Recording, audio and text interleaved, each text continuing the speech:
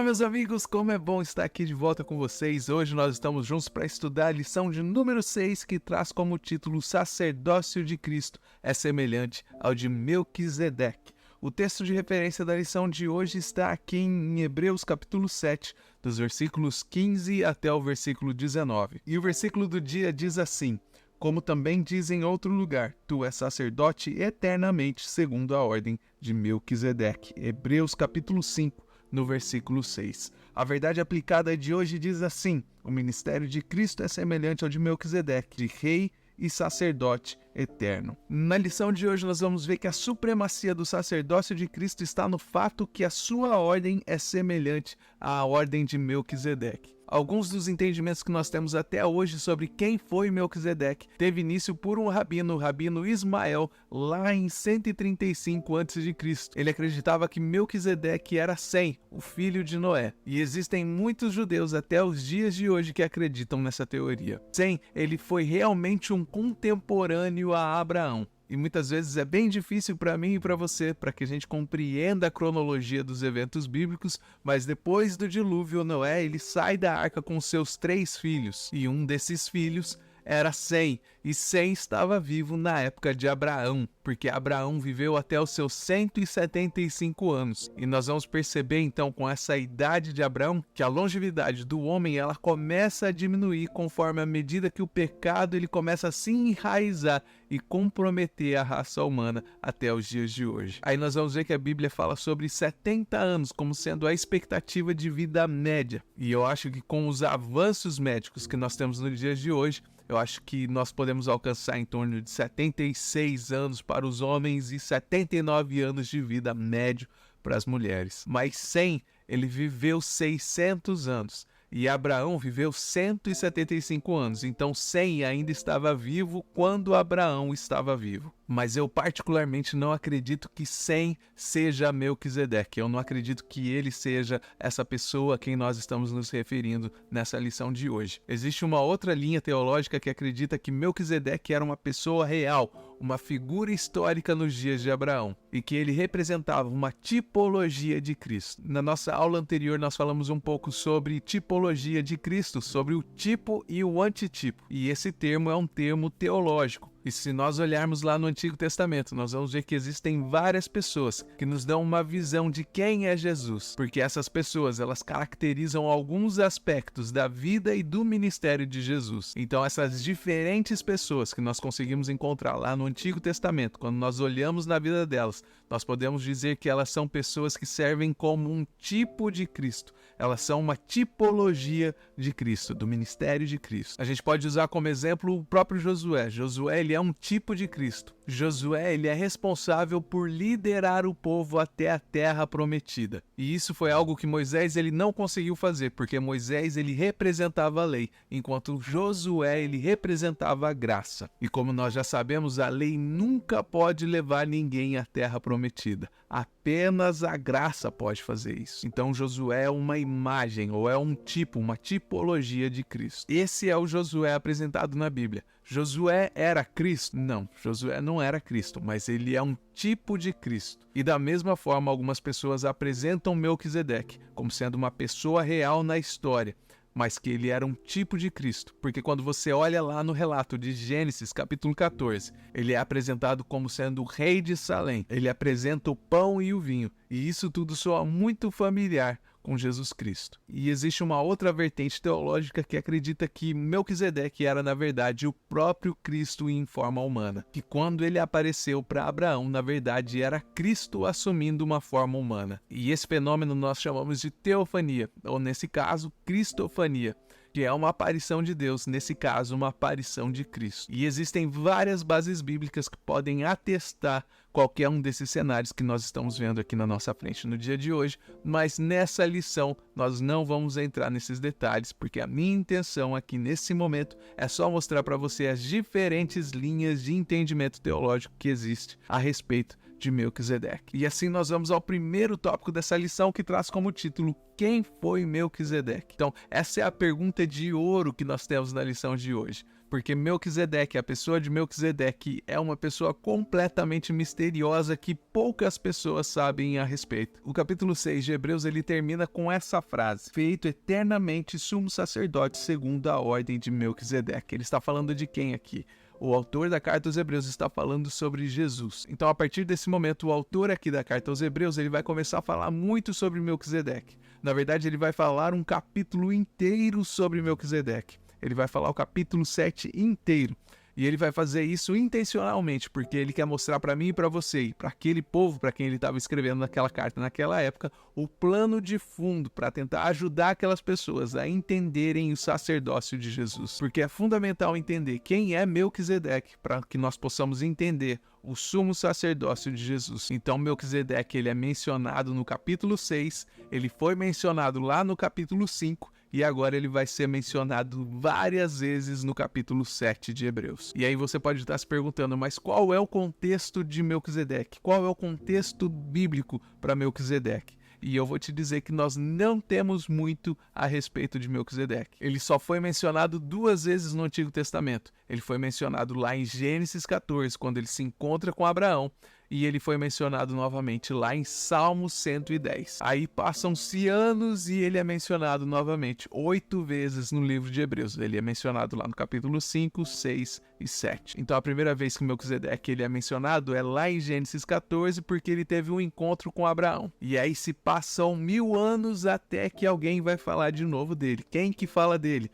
Nós vamos ver que Davi ele escreveu sobre Melquisedeque lá em Salmo 110. E aí depois disso fica mais 1000 anos sem ninguém falar nada sobre Melquisedeque, até que o escritor da carta aos Hebreus ele retorna à história falando sobre esse rei sacerdote. Então eu gostaria de fazer a leitura para você nesse momento de Gênesis 14 e de Salmo 110, para que nós possamos ter um entendimento geral desse plano de fundo do Antigo Testamento, para que nós possamos entender essa história que o autor da carta aos Hebreus está contando no Novo Testamento. Então, lá em Gênesis 14, depois que Abraão teve uma batalha militar bem sucedida, ele é visitado por essa pessoa que até então era desconhecida no cenário bíblico. Os versículos 18 a 20 dizem assim: então Melquisedeque, rei de Salém, sacerdote do Deus Altíssimo, trouxe pão e vinho e abençoou Abraão, dizendo: bendito seja Abraão pelo Deus Altíssimo, Criador dos céus e da terra. E bendito seja o Deus Altíssimo, que entregou seus inimigos em suas mãos. E Abraão lhe deu o dízimo de tudo. E isso é tudo que nós temos aqui na primeira referência a Melquisedeque na Bíblia, em Gênesis 14. Isso é tudo que nós temos sobre ele. E então Melquisedeque vai desaparecer das histórias bíblicas, ele vai desaparecer da Bíblia e ele só vai reaparecer lá em Salmo 110. E se você abrir a sua Bíblia lá em Salmo 110, você vai ver que existe apenas um verso, o verso 4, que é o verso que fala sobre Melquisedeque. Quando Davi escreve o Salmo 110, ele está escrevendo uma passagem messiânica. Por que ele faz isso? Porque Davi vai falar sobre como o Messias está na ordem sacerdotal de Melquisedeque. Então, quando nós lemos Gênesis 14, nós vemos que ele é identificado como um sacerdote. E agora Davi vai falar novamente sobre Melquisedeque em Salmo 110. E ele diz assim: o Senhor jurou e não se arrependerá. Tu és sacerdote para sempre, segundo a ordem de Melquisedeque. E isso é tudo.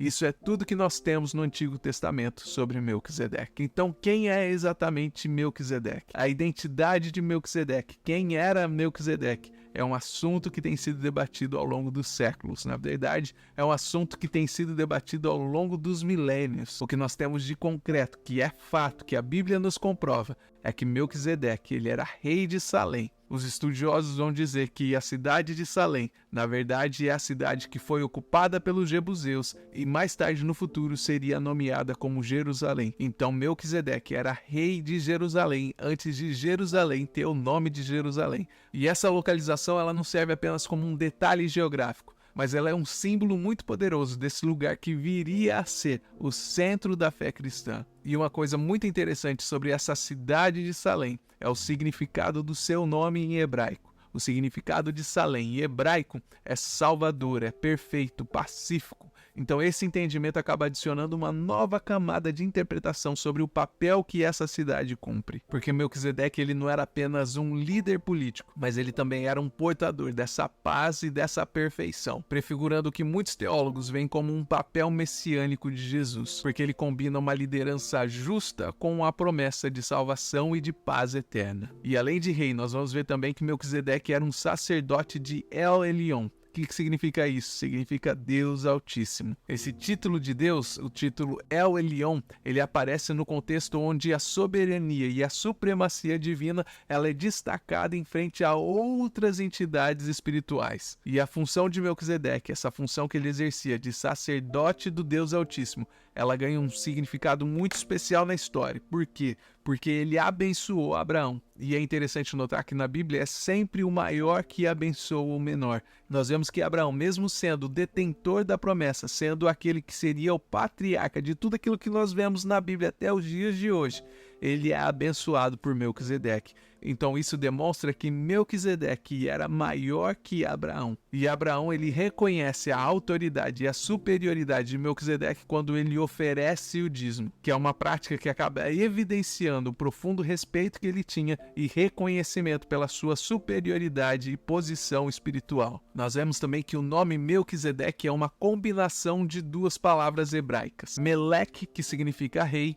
e Zedeque, que significa justiça. Então, o nome de Melquisedeque acaba reforçando não apenas o seu papel como líder civil, mas também como um símbolo de justiça divina. O nome dele, Melquisedeque, significa rei de justiça.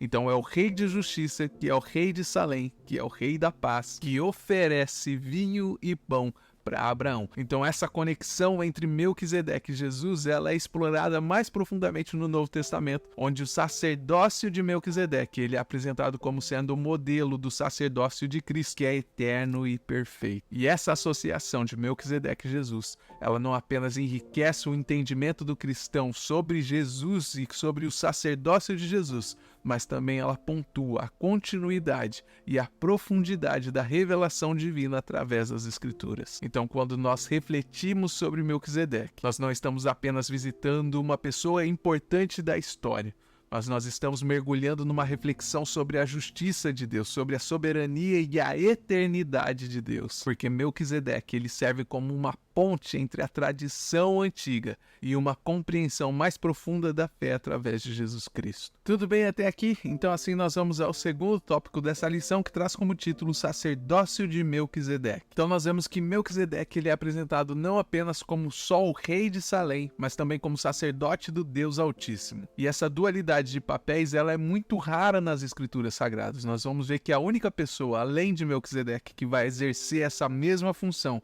de rei e sacerdote é Jesus Cristo, que combina a autoridade civil e religiosa em uma única pessoa. E quando nós vemos a passagem de Gênesis 14, ali no encontro de Melquisedeque com Abraão, depois da batalha com os reis, nós vemos que esse trecho bíblico ela é cheia de simbolismos. E é justamente com base nessa referência que a carta aos Hebreus ela vai estabelecer então um argumento sobre a superioridade do sacerdócio de Melquisedeque em relação ao sacerdócio levítico, que era tradicionalmente seguido pelos descendentes de Levi. E essa análise do autor da carta aos Hebreus, ela começa com um ato muito simples, só que esse ato ele também é muito significativo. Ele começa com Abraão entregando dízimo a Melquisedeque. E esse gesto indica o reconhecimento e a submissão, que é algo notável, se a gente considerar que Abraão é o patriarca da fé. E é interessante notar também que essa é a primeira vez que a palavra dízimo ela aparece na Bíblia. E o dízimo é devolver ao Senhor, é dar o 10º de tudo aquilo que o Senhor nos deu. Quando nós devolvemos o dízimo, quando nós entregamos a 10ª parte daquilo que Deus nos deu,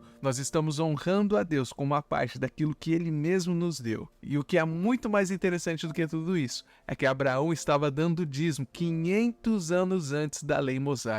Então qualquer pessoa que usar o argumento que o dízimo é algo do Antigo Testamento, da Antiga Aliança, Abraão está dando dízimo antes mesmo que a lei existisse. E para quem que Abraão dá o dízimo? Abraão dá o dízimo para Melquisedeque. Então, quando Abraão decide dar o dízimo a Melquisedeque e rejeitar os despojos da guerra do rei de Sodoma, ele não apenas faz uma decisão ética, uma escolha ética, mas ele faz uma escolha teológica. Então, essa decisão de Abraão, ela acaba sublinhando a pré-existência do sacerdócio de Melquisedeque sobre qualquer outra instituição terrena, inclusive sobre o futuro sacerdócio levita, que surgiria entre os próprios descendentes de Abraão. Porque, segundo a interpretação de Hebreus, ao pagar o dízimo, Abraão acaba colocando o sacerdócio levítico numa posição de subordinação ao sacerdócio de Melquisedeque. Então, o que o autor da Carta aos Hebreus está tentando dizer para os seus leitores? Ele está dizendo que Melquisedeque é um sacerdócio superior e que eles precisam aceitar isso. Porque os judeus que aceitaram a Jesus, que acreditavam em Jesus como sendo o Messias,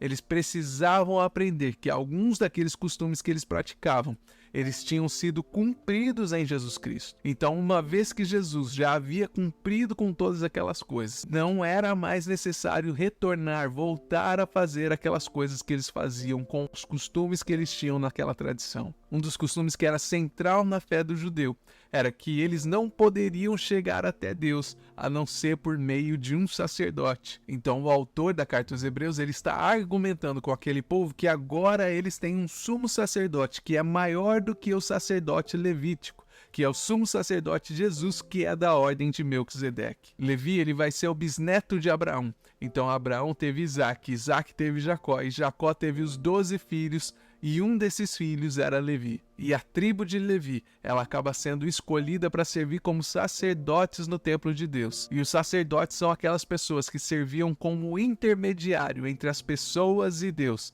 Então era pela tribo de Levi que as pessoas se conectavam com Deus através do sumo sacerdote. Então o escritor da Carta aos Hebreus, ele está dizendo que existe uma outra ordem sacerdotal, uma ordem que precede, que transcende a linhagem de Levi, que é a ordem de Melquisedeque. Melquisedeque, ele aparece então centenas de anos antes da lei mosaica ser instituída. Ele aparece antes mesmo da tribo de Levi ser estabelecida, porque ele aparece na época de Abraão, e Abraão é o bisavô de Levi. Então a ordem sacerdotal de Melquisedeque é uma ordem sacerdotal superior porque ela antecede, porque ela precede e transcende a ordem sacerdotal de Levítico. Então o escritor da Carta aos Hebreus está ajudando aqueles hebreus a entender que se aqueles hebreus tinham medo de abandonar o sacerdócio levítico para se conectar diretamente com Deus por meio de Jesus, ele estava deixando claro que Jesus é de uma ordem sacerdotal superior. Então aquelas pessoas não precisavam mais se preocupar com questões do sacerdócio terrestre, porque todos aqueles rituais, todas aquelas coisas foram cumpridas de uma vez por todas por meio do sumo sacerdote,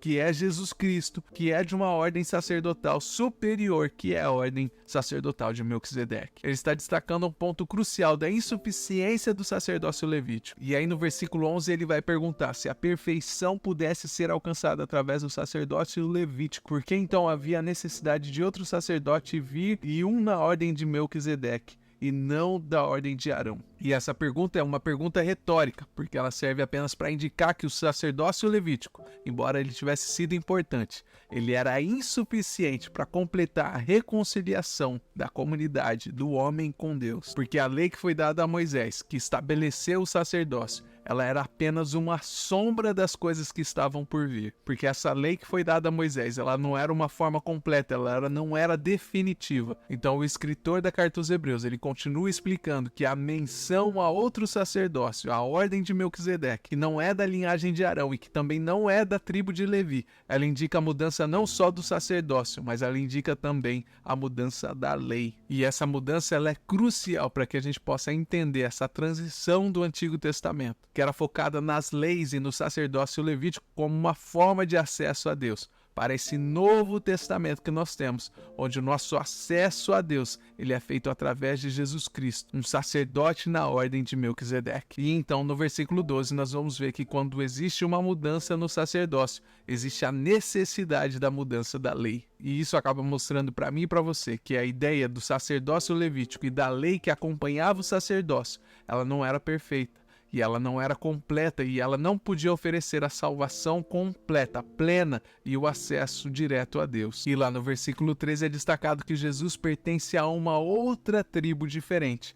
Jesus é da tribo de Judá, e sobre Judá, Moisés não falou nada sobre o serviço sacerdotal. E isso é muito importante porque destaca que Jesus não se enquadra no sacerdócio levítico tradicional, mas Jesus acaba inaugurando um novo tipo de sacerdócio, que foi predito por Davi lá em Salmo 110. Então a afirmação de que Jesus é sacerdote para sempre, segundo a ordem de Melquisedeque, conforme nós podemos ver lá em Salmos 110, no verso 4, ela é citada para sublinhar, para deixar destacado na história que o sacerdócio de Jesus, ele é um sacerdócio eterno, que ele é indestrutível e ele não está baseado nas linhagens e nas regulamentações humanas como era o sacerdócio levítico, mas ele está sim baseado no poder de uma vida indestrutível, essa vida que é a vida de Jesus Cristo. E isso é um contraste muito grande quando nós comparamos com o sacerdócio levítico, porque o sacerdócio levítico ele era temporário, porque ele precisava ser renovado de geração em geração, porque aquele sacerdote levítico, ele não era eterno, ele morria e precisava de um substituto. Tudo bem até aqui? Então assim nós vamos ao terceiro tópico dessa lição, que traz como título Semelhanças de Cristo e Melquisedeque. Então, conforme nós já falamos nessa lição, nós temos vários pontos de similaridade entre Melquisedeque e Jesus Cristo. E o primeiro ponto a ser destacado é que, assim como Melquisedeque, Jesus ele é um sacerdote e rei. Ele não apenas desempenha um papel religioso, mas ele também é o rei sendo descrito como um rei de justiça e cujo reino é marcado pela paz. E esse paralelo entre Melquisedeque e Jesus, ele acaba sendo aprofundado quando nós consideramos que Melquisedeque ele não tem um início e nem um fim na Bíblia, assim como Jesus ele também transcende a barreira do tempo, sendo o alfa e o ômega. Nós vemos que o sacerdócio de Jesus ele é comparado com o sacerdócio de Melquisedeque, porque ele é um sacerdócio eterno, ele nunca acaba, ele nunca muda, ele transcende o tempo. E esse aspecto eterno de Cristo ele é muito importante, porque isso significa que ele permanece para sempre intercedendo por mim e por você ao lado do Pai. Enquanto os sacerdotes terrenos eles precisavam ser substituídos de tempo em tempo, Jesus ele oferece uma intercessão perpétua. Ele é capaz de salvar completamente qualquer pessoa que se aproxima de Deus através dele. E esse é o ponto crucial da nossa lição, porque o sacerdócio de Jesus ele não é apenas uma extensão do serviço religioso, mas ele é a garantia da salvação e da mediação contínua. E além disso, a superioridade da nova aliança estabelecida através de Jesus Cristo como sumo sacerdote, ela é evidenciada por meio da natureza santa, por meio da natureza pura e inocente, imaculada de Jesus. Ele não é apenas um sumo sacerdote como os outros, ele é o supremo intercessor. Ele foi colocado em uma posição de honra no céu, muito acima do que qualquer outro sumo sacerdote que o precedeu. E essa comparação entre Melquisedeque e Jesus, ela não apenas ilumina os aspectos do ministério e caráter de Cristo, mas ela também nos ensina sobre a continuidade e a profundidade do plano de salvação de Deus. Porque é através de Jesus Cristo que nós vemos a perfeita integração entre a antiga e a nova aliança, e entre as promessas feitas e as promessas que já foram cumpridas. E entender essa conexão, ela nos ajuda a compreender melhor a complexibilidade e a beleza do Evangelho e, o mais importante, a firmeza da nossa fé em um Salvador que é de verdade, que é verdadeiramente eterno e imutável. E eu espero que com essa lição você tenha aprendido pelo menos uma ou duas coisas novas sobre Melquisedeque, e se Deus quiser, eu te vejo no próximo vídeo.